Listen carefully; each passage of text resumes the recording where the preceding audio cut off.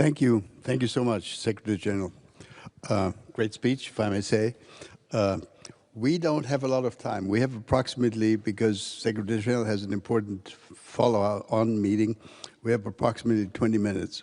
So if you have a good question to ask, let me know. But let me use my privilege of sitting up here by asking the first question of both of you. Everybody knows, as has been said publicly, that we have entered what appears to be a critical moment in the negotiations about how to end and when to end the Ukraine war. I'd really like to have your view and your view also, Foreign Minister. How close are we? Do you really believe that there is, you've expressed some skepticism in your remarks, that there is a willingness by the Russian side to sign a quote-unquote deal? How close are we? Some people have told me that it might be possible to get something done before Christmas. Well, how wonderful would that be? Is that an illusion? Please.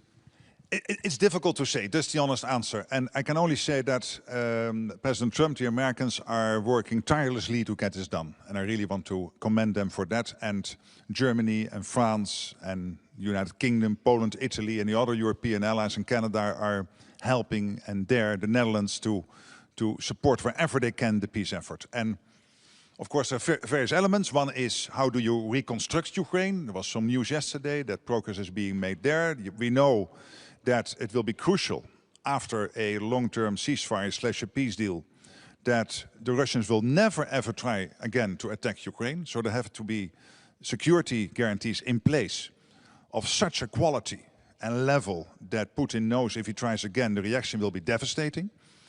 And we all know there will be a delicate, difficult discussion about territory, which in the end only the Ukrainians can decide about. Do I think that when it comes to Ukraine, the US and Europe to get to one page? Yes, I'm positive. I think we can. Am I sure that the Russians will accept? I don't know. This is the test, which I also said in my speech. We have to test Putin now whether he is serious. And the guy is willing last month to suffer 25,000 of his own people. 25,000 people dead. Not seriously wounded, no, killed, dead. 25,000. 1.1 million dead or seriously wounded over the last 4 years. So let's see whether he is getting to a point where he thinks that this is unsufferable for him and his people and that he wants to make a deal. But that's of course the big test coming up.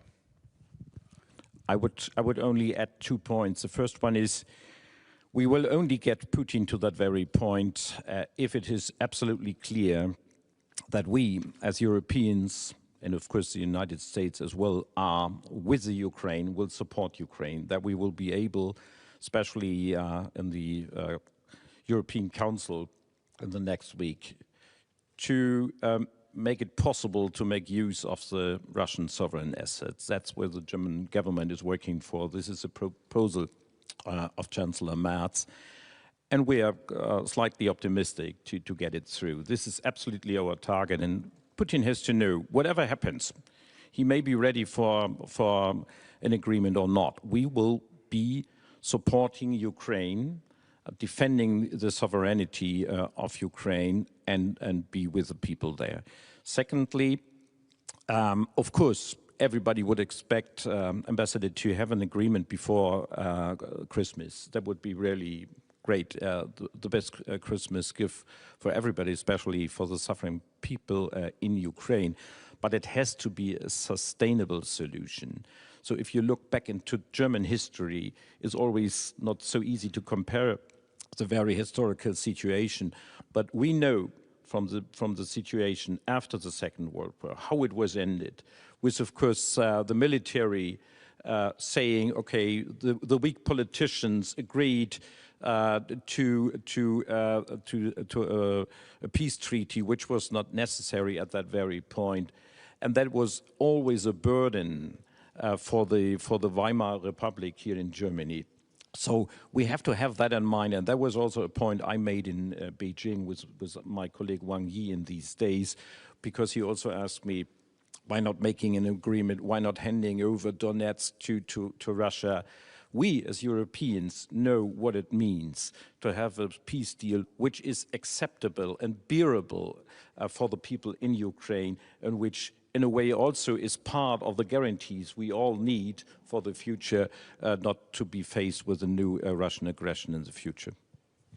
All right, thank you very much. Since we're here 3 men on the stage, I'll go to a lady first. There is a lady who's raising her arm. Let's go to that lady first. Anja Wielaschek, international editor at Tagesspiegel.